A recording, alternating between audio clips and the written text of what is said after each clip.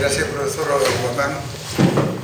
Como estamos un poco retrasados, para ser sinceros, y el libro es un libro bastante complejo por la cantidad de colaboraciones que tiene, se llama Hijos de Inmigrantes y reúne 24 ensayos. 24 ensayos que son análisis de historia oral y de conversaciones con los familiares en 3 generaciones.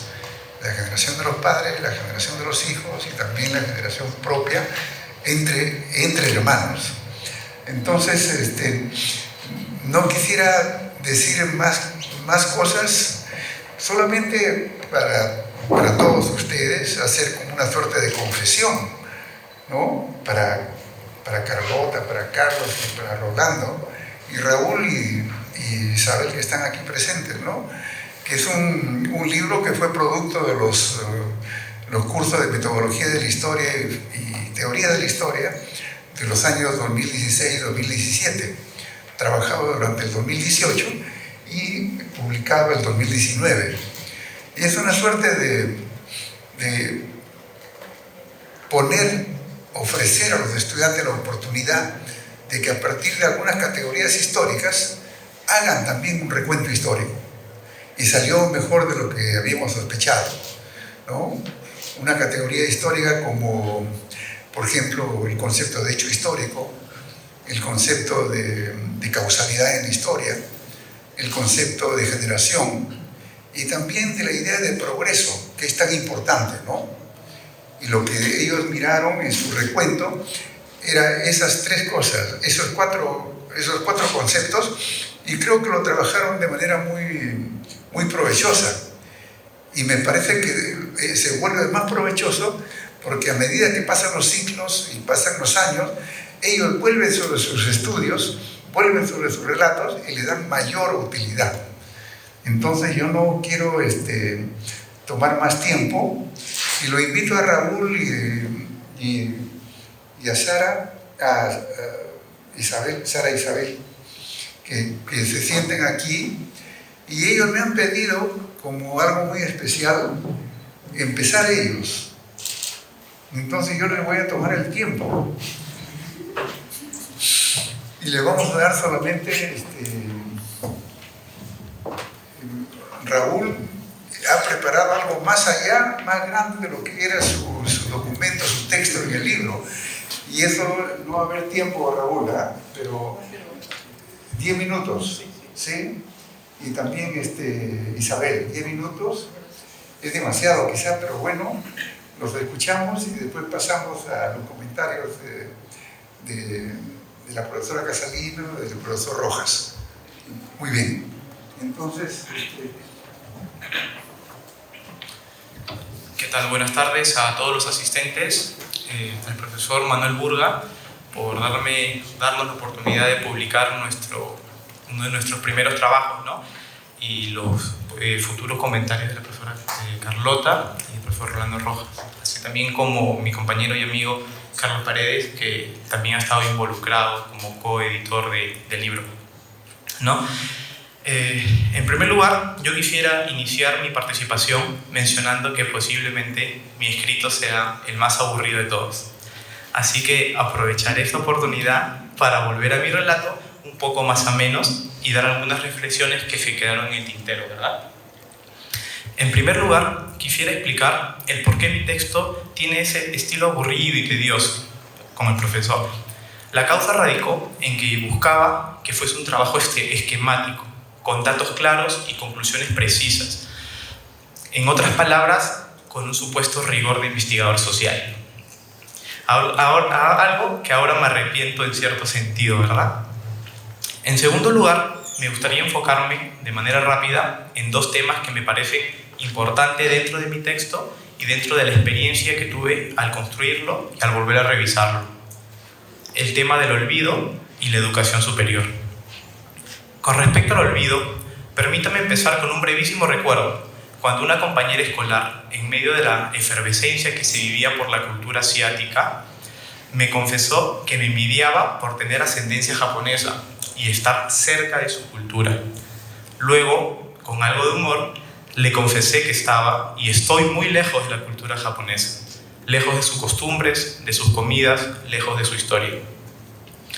De esta forma llegamos al curso de metodología de la historia con el profesor Manuel Burga, ya que cuando tuve que realizar el trabajo final sobre generaciones, me surgieron las siguientes preguntas. ¿Por qué de esta lejanía cultural? ¿Por qué el olvido de esta tradición japonesa? Preguntas que me había hecho con anterioridad en mi vida, pero que esa vez tuvieron una mayor profundidad debido al contexto académico. Así, al aventurarme en mi investigación sobre mi apellido paterno, me di cuenta, una vez más, las dificultades para entender un hecho clave dentro de mi familia. Entender el por qué mi abuelo al nacer no lo firmaron con el apellido Kuroki, de origen japonés, sino con el apellido Kuroto, de origen italiano. Dificultad que existe en gran medida debido a que mi abuelo falleció hace algunos años ya. Aquí viene el tema de la Segunda Guerra Mundial y la posible persecución hacia los japoneses. Aquí aparecen los problemas entre su padre, mi bisabuelo Torao Kuroki, y su madre Albertina Martínez. Aquí me topé también con la discriminación y con el orgullo. Pero dejando de lado los detalles y volviendo a la pregunta, ¿por qué de esta lejanía cultural? Creo que al desarrollar el trabajo final del curso obtuve una respuesta, muy simple en realidad. El olvido de la cultura japonesa por parte de mi familia se originó por la lejanía que existió entre mi abuelo Alberto y su padre. Mi abuelo, según las conversaciones que tuve con mis familiares, fue criado prácticamente solo por su madre y por sus tías. Se alejó o lo alejaron de su padre. Así, de esta forma, esta lejanía física entre padre e hijo se convirtió en una lejanía cultural. Cuando mi abuelo decide volver a utilizar el apellido Kuroki, porque lo retoma, tiene un objetivo netamente pragmático, la necesidad de algunos tíos de emigrar hacia el Japón. Nunca fue una reivindicación del apellido tal cual, e inclusive resulta curioso que aún tengo tíos y primos hermanos con el apellido Kuroto. Entonces, además de la relación entre el contexto y generación, el tema central que busco en el texto, en el libro, también pude darme cuenta de lo poderoso que puede significar una relación entre individuos, de las consecuencias que pueden acarrear y, más importante aún, de los olvidos que puede generar. Con respecto al segundo tema, la educación superior, me vi con sorpresa a revisar la introducción escrita por el profesor Burga, que soy uno de los 4 compañeros de 24 compadres que tuvieron educación superior, y soy 2 de los compañeros con una abuela que tuvo estudios en la universidad. Mi abuela Clara, quien fuera además sanmarquina, de los años 50. Por ello, me puse a reflexionar sobre mi experiencia personal. Siempre, desde muy chico, había percibido que una carrera universitaria era algo de lo más común de la vida, un paso normal a seguir luego de terminar el colegio. Ahora me doy cuenta de que ese pensamiento fue producto de haber vivido con mis abuelos maternos y con mis padres en mi casa de Pisco, de donde soy. Influencia de ver a mi abuelo volver de su consultorio todos los días a almorzar para luego regresar a seguir sacando dientes. Influencia de ver a mi abuela ir casi a diario a la casa del maestro, espacio en el cual las profesoras jubiladas jugaban cartas y conversaban. Influencia de ver llegar a mi mamá con su traje de profesora o a mi papá con su bata blanca de hospital. Algunos compañeros, por lo que he revisado y he leído, no tuvieron esta idea sobre la educación superior. Ellos vieron la universidad como un camino de oportunidades. Como escribió el profesor Burga en la introducción, para ellos significaba alcanzar algo nuevo, superior, que sus abuelos ni siquiera soñaron, pero quizás sí imaginaron. Vieron a San Marcos desde una perspectiva que quizá no tuve, pero que ahora siento la comparto. Y agregar también que se debe tener un carácter y mucho ímpetu para elegir la carrera de historia. Entonces, y para finalizar ya, pude reforzar algo que conocía de nosotros los estudiantes de Historia de San Marcos, que somos personas con un enorme potencial. Y justamente el libro presentado puede ayudar a las autoridades a entenderlo de esta forma. Gracias.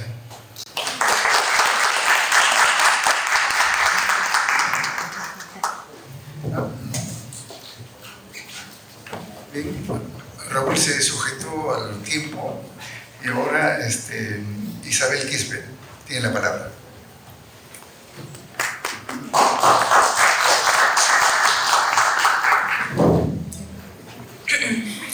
Buenas tardes con todos los presentes en este auditorio. En primer lugar, quiero expresar mi agradecimiento por la invitación a participar en esta honorable mesa junto al profesor Manuel Burga, la profesora Carlota, el profesor Rolando Rojas, Carlos y mi compañero Raúl. La razón de estar aquí es para compartir mi experiencia durante la redacción del trabajo que hice para el curso de Metodología de la Historia y Teoría de la Historia. Bueno, como punto de partida podría decir que para ese momento, ubicándonos al año 2016, podría decir que la propuesta del profesor Manuel me pareció muy innovadora y muy interesante, ya que regularmente durante la carrera se nos forma para conocer, investigar, analizar la vida de diversos actores, pero nunca se nos había enseñado para empezar por uno mismo, o al menos en el sentido de ser una propuesta metodológica que parta desde un curso. Ello me hace recordar a una reflexión intertextual de un libro de la literatura peruana contemporánea del escritor Renato Cisneros, Dejadas la Tierra, donde se pone en valoración comparativa la importancia de un curso de historia general como el de uno de historia familiar. Pero bueno, regresamos a lo que viene a ser el libro que se está presentando, ¿no? Bueno, acerca de mi familia. Yo sabía detalles que quizás primos de mi generación no sabían, pero obvio que todo eso partía desde mi propia curiosidad. El requisito de elaborar este escrito como trabajo final fue el último empujón que me llevó a ahondar más y darme cuenta que solamente sabía superficialidades. Fueron muchas horas de discusión mental que sufrí por tratar de ver cómo abarcar aproximadamente un siglo de historia familiar en 8 páginas. Ello me llevó a seleccionar a mi familia nuclear, abuelos, padres, hermanos y mi persona, evitando así hablar de tíos y primos. Para elaborar la sección de la primera generación, la cual abarca a los abuelos, tuve que entrevistar a mis padres, tíos y primos, debido a que mis abuelos por línea materna y paterna ya habían fallecido, siendo los últimos de línea paterna los únicos que he conocido y con los que he convivido hasta los 12 años. Parte también de esa sección lleva de mis recuerdos y de la interpretación de ellos por medio de los conceptos que he ido aprendiendo durante la formación profesional. En lo que he ido avanzando en recabar todo ello, en lo que respecta a mis abuelos, justo como podría decir como regalo, llegó una encomienda de Cusco para mi tío Teófilo, el cual es el menor de todos los hermanos de mi padre, y es el quien está más unido y en más contacto con los dirigentes locales de Pacarectambo, que es donde es mi familia paterna. Y en tal encomienda venía un libro, folleto, en conmemoración a los 50 años de fundación del distrito.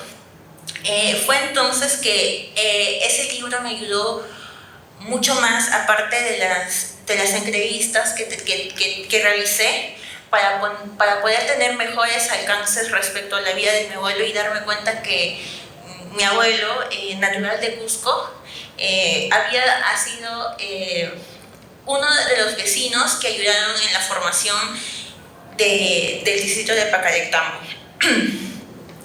Respecto a la segunda generación, la cual incluye a los padres, preferí iniciar las entrevistas a mis tíos antes que con los mismos actores, para que cuando les llegue su turno de ser interrogados, pueda sacar de forma más imparcial, por así decirlo, las conclusiones generales. Lo bueno de esta generación ha sido de que he podido contar con sus testimonios, y no solamente testimonios, sino ver sus expresiones al momento de relatarlos, y la inclusión de algunas de fotografías y ser relacionadas al suceso que comentaban. Finalizando con la tercera generación, ha sido, y odio decirlo que de forma un poco egoísta, escrita solamente en base a mi testimonio. No incluí las versiones de mis hermanos a causa de falta de tiempo para poder hablar con ellos. Aparte que creo que quise terminar todo el trabajo de esa forma, a modo de presentar mi perspectiva, mi interpretación y mi resumen general desde mi propia visión, ya que soy la autora de ese escrito. Ahora bien, ¿qué me dejó este ejercicio académico y catártico a la vez? Podría decir muchas cosas. La primera de ellas fue el darme cuenta de cuánto cargo de las generaciones anteriores. Como el profesor Burga decía en la introducción, ¿no? Nacimos con una mochila cultural y emocional, más allá de las notorias fenotípicas. Nací con los deseos que tenían ellos, que quizá para su tiempo fueron interpretados de otra forma, pero de forma general, el deseo de sobresalir, de progresar, ha sido un rasgo característico en mi familia. Y todas estas buenas circunstancias han sido tomadas como bendición y efecto de una historia familiar. Detengo en ese punto. En mi familia se transmite, hay una historia en la cual mis abuelos son los personajes centrales, que es una versión tipo leyenda que siempre nos han contado desde niños, ¿no? Y que causa a ese suceso que vivieron mis abuelos es que nos va muy bien en la vida. Y bueno, este suceso me gustaría poder en algún momento relatarlo cuando logre ampliar, ¿no? este trabajo. La segunda cosa que me dejó este ejercicio académico fue el tener conciencia de que todos somos personajes históricos dentro de este espacio territorial llamado Perú.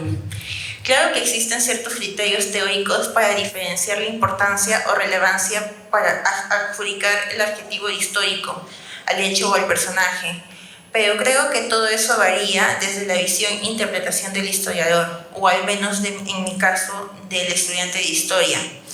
Es factible, como dice en la introducción del presente libro, crear una nueva versión de la historia contemporánea del país a partir de las experiencias de esas 3 generaciones. Y como última reflexión, diría que me siento con la gran responsabilidad de desentrañar, o quizá de forma más extensa, la historia de los Quispe y de los Tacuse, ambas familias naturales de Cusco, para así poder dejar una herencia para las próximas generaciones. Porque las costumbres y ritos no deben perderse, ya que sería como dejar que desaparezca la autoidentidad. Cada familia es un pequeño elemento que forma parte de uno mayor, en este caso, nuestro país. Es así que, lejos de dejar que siga extinguiéndose tal riqueza, cada uno tiene una labor importante que es el de preservar la historia viva. Muchas gracias.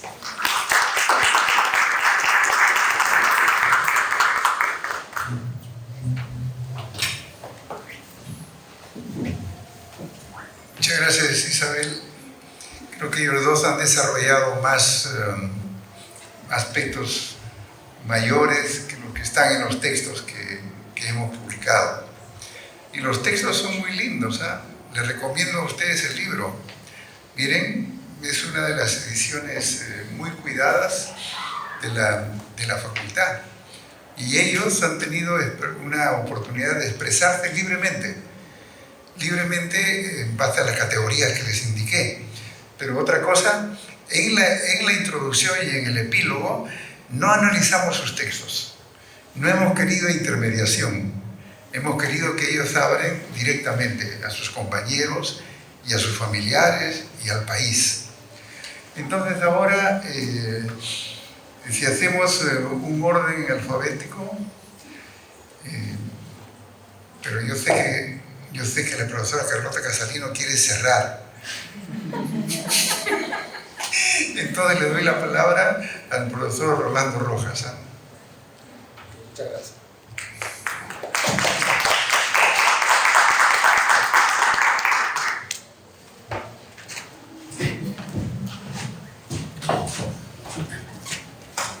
Yo también quería cerrar el evento en realidad.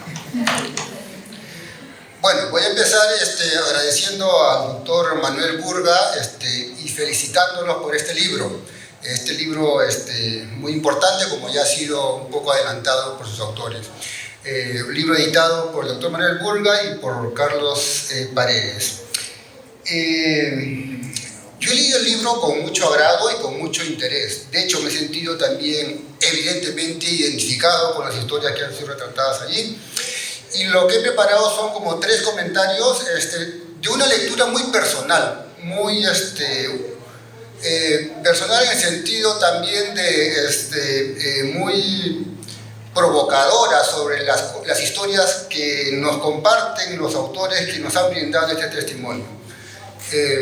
Entonces, voy a pasar a comentar estos tres cosas que he encontrado en el libro.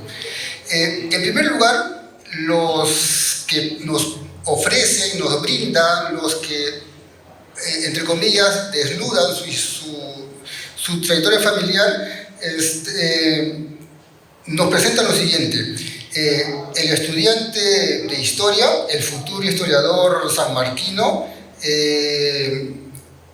a partir de este ejercicio que Manuel Burga les ha encargado, se enfrentan con su propia trayectoria personal familiar.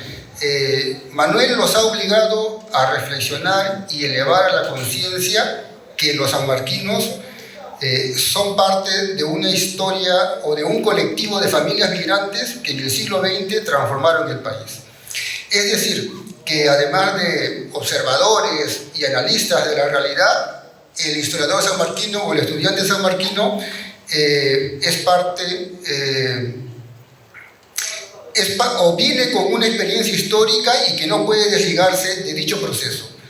Algunos de los autores que nos brindan sus testimonios llegan a expresar esto con claridad, otros no tanto, pero los que lo expresan con claridad nos señalan, y creo que ha sido ya vertido aquí en algunos de los que participan en este libro, que la experiencia de la migración de sus abuelos y de sus padres los ha marcado, los ha marcado a ellos, ¿no? Esto nos lleva a la siguiente cuestión, que en realidad los historiadores sanmarquinos venimos con una intensa carga personal que gruesamente, o como lo indica el libro, podemos denominarla como la experiencia de la migración. Entonces, los historiadores sanmarquinos, y aquí me voy a incluir yo, estamos marcados por esta experiencia. Somos, como el libro nos indica, historiadores sanmarquinos, hijos de inmigrantes. Estos son, creo, uno de los rasgos principales que define o que el libro invita a definir como un rasgo de la identidad del historiador sanmarquino, ¿no?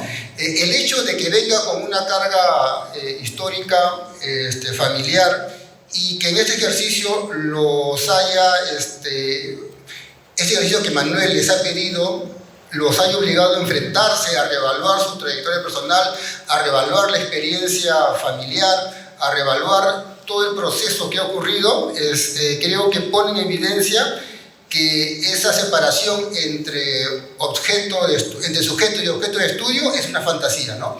Creo que las historias que nos cuentan ponen en evidencia que el investigador, o sea, el historiador sanmarquino, en realidad es parte, a través de su familia, de un proceso que ha transformado el país. El segundo comentario es el siguiente. La historia está organizada, ya se ha dicho, en 3 partes, ¿no? Abuelos, padres e hijos. Entonces, esto más o menos suman como unos, digamos que la mayoría nos cuenta a partir de los 40, 50 hasta el presente, ¿no? Más o menos unos 70 años, digamos, de historia revisada a través de la experiencia familiar. Y aquí lo que encuentro es lo siguiente. Gruesamente, porque en realidad no todos calzan en esta historia que les voy a contar. Gruesamente, lo que yo entiendo en el libro, los abuelos aparecen como los que realizan la tarea de cabecera de playa, de moverse del mundo rural, moverse a Lima o las ciudades. Hay una segunda etapa en la que los padres consolidan este proceso de migración, es decir, se establecen, se consolidan laboralmente, personalmente, familiarmente, y son entonces los hijos, los nietos, los que dan el tercer salto, que es venir a la universidad. Entonces los hijos aparecen en los relatos que nos cuentan, aparecen como culminando un proceso, culminando el sueño de los abuelos que han decidido migrar en busca de una educación universitaria, en busca de progreso. Y aquí entonces, permítanme señalar lo siguiente. Carlos Iván de Gregori, Cecilia Blondet y Nicolás Lich titularon a su libro sobre la historia de San Martín de Porres como lo titularon Conquistadores de un Nuevo Mundo, ¿no? Desde mi perspectiva, el cambio que han generado abuelos, padres, con la migración, en realidad es un proceso, yo lo diría, más revolucionario, ¿no? Es decir, realmente, aunque, bueno, hablamos de una revolución social, una revolución un poco silenciosa, pero que evidentemente el Perú de 1920 al Perú de fines del siglo XX, esto es radicalmente cambiado por el proceso de la migración. En ese sentido, yo, además entonces de que el historiador sanmarquino es hijo de inmigrante, en realidad es hijo de inmigrante revolucionario, ¿no? En el sentido que lo que ha ocurrido en el siglo XX, desde mi punto de vista, es una suerte de revolución social. En tercer lugar, bueno, entonces el historiador sanmarquino, además de ser hijo de un inmigrante, tendría también, y esto se ve en los testimonios, tendría también un poco la conciencia de ser parte de esta revolución social, ¿no? Se ilumina en los testimonios que son conscientes de cómo ha ido generación en generación cambiando su historia familiar, pero también cambiando la sociedad peruana. Ahora voy a la tercera parte. En las memorias, o sea, en los testimonios, queda, este es un comentario un poco interesado, ¿no? De los varios coyunturas que sobresalen en los relatos de los abuelos, de los padres, sobresale inicios de los 90, Fujimori, el golpe de Estado, ¿no? El shock, el Fujishock. Y esto aparece en algunas historias, aparece como la pérdida de empleo y un momento de gran incertidumbre. En otros casos, uno de los testimonios nos cuenta que los padres del estudiante sanmarquino, que relata esta historia, tenía una bodega, un pequeño negocio, y que esto quiebra porque aparece Metro, Plaza Vea. De una manera u otra aparece entonces los 90, o sea, el show de Fujimori, sobre todo el primer gobierno, como un periodo que ha marcado la memoria familiar, que ha marcado, y entonces esto es estudiante que viene, claro, con la experiencia de la migración, viene con la experiencia de que estos migrantes han sido, han transformado el país con su movilización geográfica. Y en tercer lugar también vienen con una cierta memoria crítica al fujimorismo.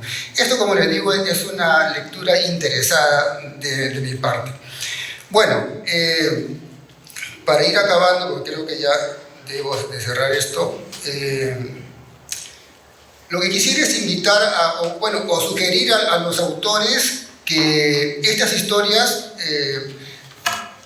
pueden ser y deberían ser ampliadas, desarrolladas, que podrían ser, en realidad, son muy valiosas como testimonio, no solamente como testimonio histórico, sino también como un testimonio de qué es el investigador social en el Perú y, en particular, qué es el investigador sanmarquino, ¿no? Entonces, aunque esto nos lleva a hacer un poco de ecohistoria, incluir la historia personal y familiar en nuestras investigaciones, creo que es para el estudiante sanmarquino que viene con esta carga histórica de la migración, es un tema que resulta inevitable e incluso, creo yo, necesario. Bueno, muchas gracias.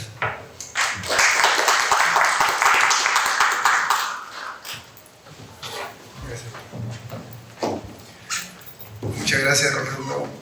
Son reflexiones que nos hacen pensar a todos nosotros, ¿no? siempre Rolando sacándole filo a la historia y poniendo algunos desafíos.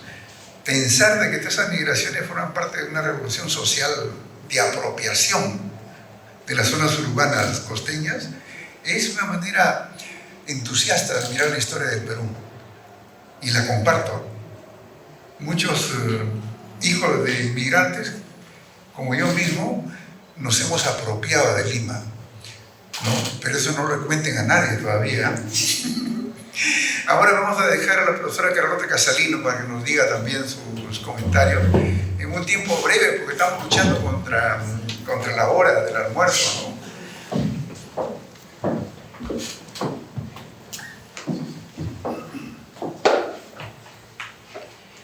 Buenas tardes a todos y todas. En principio quiero agradecer la invitación del doctor Burga y de Carlos Paredes para comentar este libro, así como a la Facultad de Ciencias Sociales y al Fondo Editorial de San Marcos por la publicación. También debo empezar con palabras de saludo por los 35 años de creación de la Facultad de Ciencias Sociales de San Marcos, una de cuyas escuelas es Historia, lo que da mayor peso teórico y metodológico a esta especialidad, pues tenemos la oportunidad de investigar de manera interdisciplinaria con carreras afines como antropología, arqueología, geografía, trabajo social y sociología, en el marco de los grupos de investigación promovidos por el Vicerrectorado de Investigación y Posgrado. Antes de pasar a comentar el libro de Burga y Paredes, deseo compartir esta mañana, o esta tarde ya, un recuerdo personal a propósito del aniversario de nuestra facultad. Yo estaba en el tercer año de estudios en San Marcos cuando se creó la facultad, hace 35 años, imagínense. En esa época, nuestras aulas estaban en el primer piso de la Facultad de Letras y nuestro punto de encuentro era la rampa. Desde que ingresamos a Ciencias Sociales, uno de los primeros profesores que tuve fue el profesor César Germaná, que nos dictó el curso de Introducción a las Ciencias Sociales, y él tenía 4 jefes de práctica. Eso es lo que a mí me impresionó mucho, verlo a él llegando con sus 4 jefes de prácticas. Cuando se creó la Facultad de Ciencias Sociales, fue en la rampa de Letras, el lugar donde profesores y compañeros de estudios comentaban con entusiasmo y esperanza que la creación de la facultad era muy buena para nuestra formación y para nuestro desempeño profesional posterior, porque en nuestro caso dejaríamos de hacer historia predominantemente narrativa y descriptiva para trabajar en una historia más explicativa. El libro que me han invitado a comentar, titulado Hijos de Inmigrantes, el estudiante sanmarquino de Historia, ha sido escrito a fines de la década de 2010. Se trata de un contexto complejo. En la esfera pública nos encontramos con un gobierno dividido, es decir, en el cual el Ejecutivo no tiene una mayoría en el Congreso, lo que en países como los nuestros, poco acostumbrados al diálogo y a la búsqueda de consensos en pos del bien común, significa un enfrentamiento permanente desde hace varias legislaturas. Por lo tanto, vivimos las consecuencias de una crisis política. Ello se vuelve más grave aún porque detrás de esa crisis subyace el objetivo de la impunidad frente a la corrupción que nos asfixia y que no pudimos vencer cuando se produjo la caída del Fujimorato. Así es como hemos llegado a nuestros días, con un estancamiento económico y con una crisis política que ha escalado a una crisis moral de inversión de valores que corroe las bases sobre las cuales nos conformamos como comunidad política. Esa crisis y esos graves niveles de corrupción nos tocó la puerta hace pocos días, cuando pretendieron volver a hacernos pagar con el patrimonio de San Marcos por un bypass que es el símbolo de la corrupción enquistada en el sillón municipal durante el periodo de Castañeda. Los peruanos hoy en día estamos en el otro Perú y con 4 limas, tal como señalaba el maestro José Matos Mar. Y tanto Burga como Paredes nos muestran cómo esas limas están aquí, en nuestra universidad en San Marcos. Lo hace mostrando las historias de 24 estudiantes de historia de nuestra facultad, que construyeron sobre la base de entrevistas a sus padres y abuelos, Ellos tomaron la palabra y Burga y Paredes hicieron de sus voces un hermoso libro sobre uno de los actores más estratégicos de San Marcos, sus estudiantes. Es difícil, cuando uno analiza el libro, responder sobre cuál sería el enfoque que los autores utilizaron para hacer este trabajo. Podríamos hablar que algunos han preferido la historia social, otros una historia cultural, otros más cerca a una antropología histórica, algunos historia reciente y otros han trabajado sobre la base de microhistorias. Lo cierto es que se trata de una manera muy efectiva de acercarse a la historia contemporánea, la que vivimos y protagonizamos el día de hoy. Pero especialmente es una excelente manera de introducir a los estudiantes en la especialidad de historia a su quehacer desde su propia experiencia. Utilizar fuentes orales como la entrevista semiestructurada, conversar, observar la performance de su familia, consultar diversas fuentes complementarias, participar y recurrir a la memoria, permite a los estudiantes que están a la mitad de su carrera conocer a fondo las labores básicas que todo historiador profesional realizará. Cada capítulo es un caso que ilustra varios procesos históricos comunes y cada uno expresa la percepción que tienen de ellos.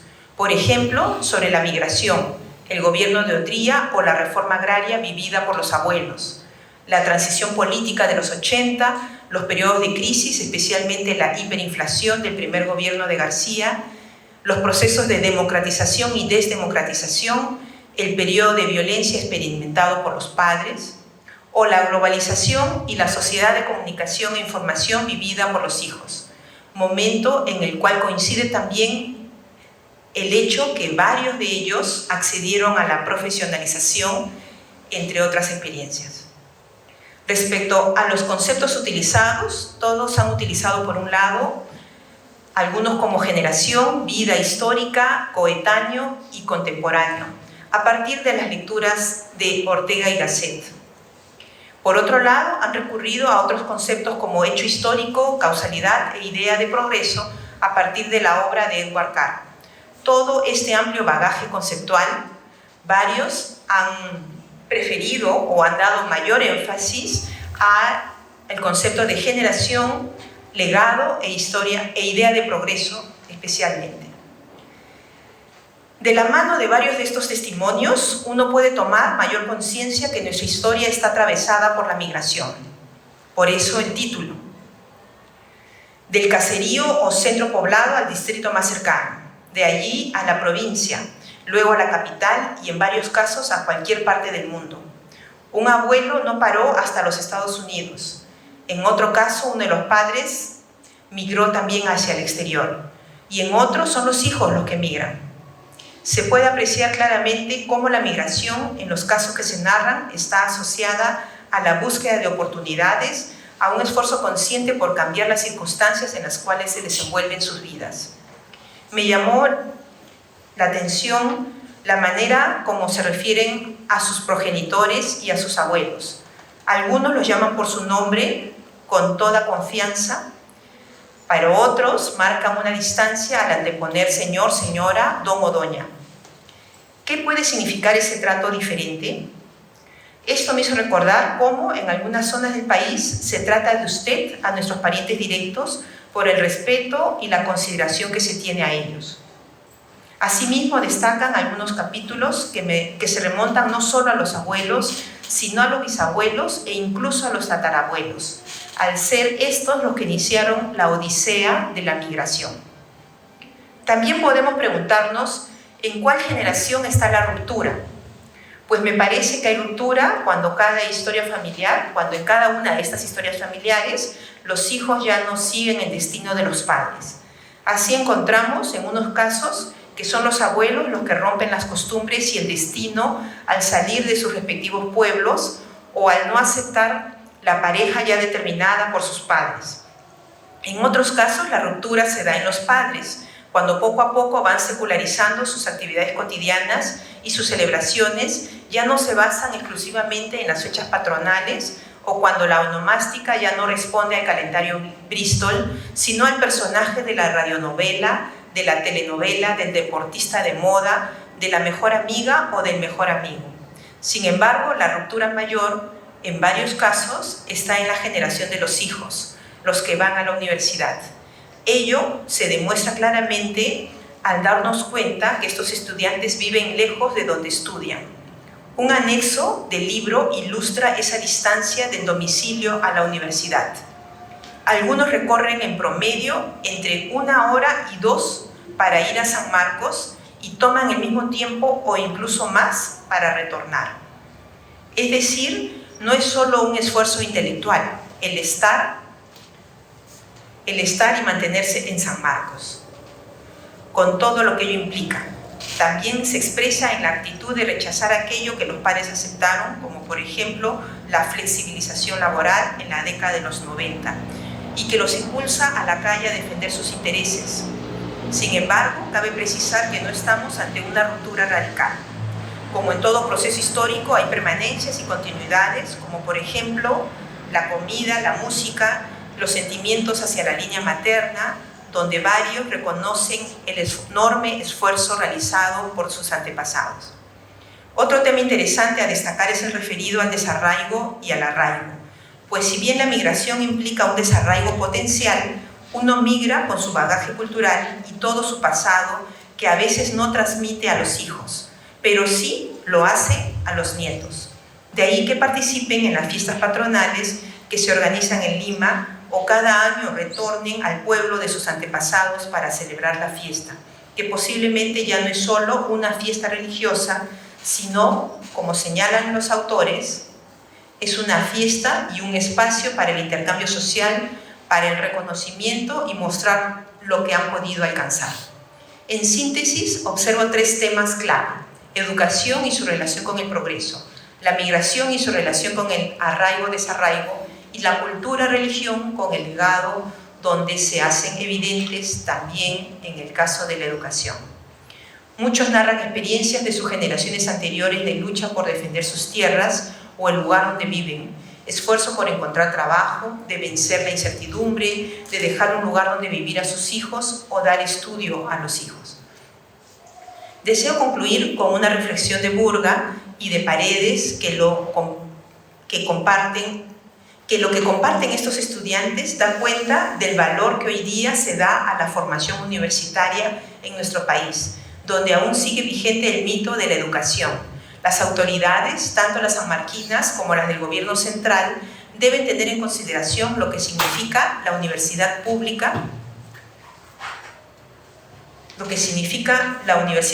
para un país como este. Los jóvenes, producto de generaciones esforzadas y emergentes, merecen una gran universidad pública. Un profesional bien formado estará preparado para construir el país que queremos y merecemos las y los peruanos. Ese debería ser nuestro legado para las próximas generaciones. Muchas gracias.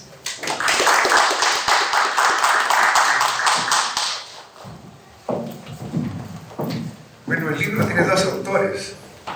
Carlos Paredes, que me acompañó durante los 2 años trabajando día a día con los estudiantes. Carlos había sido seleccionado como jefe de práctica de los cursos por haber sido alumno del 5º superior. Esta costumbre no sé si continúa, pero ese es un elemento importante a indicar, ¿no? Era una suerte de escuela de aula lancasteriana, porque el mejor alumno de los ciclos anteriores estaba también participando en el desarrollo de los cursos siguientes. Eso me pareció una experiencia muy buena tanto para Carlos como para los estudiantes. Carlos, ¿quiere decir unas palabras?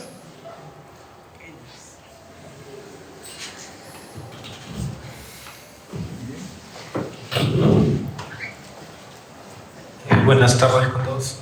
Solamente 2 precisiones, parte de lo que habían dicho, y Muchas gracias por estar presentes.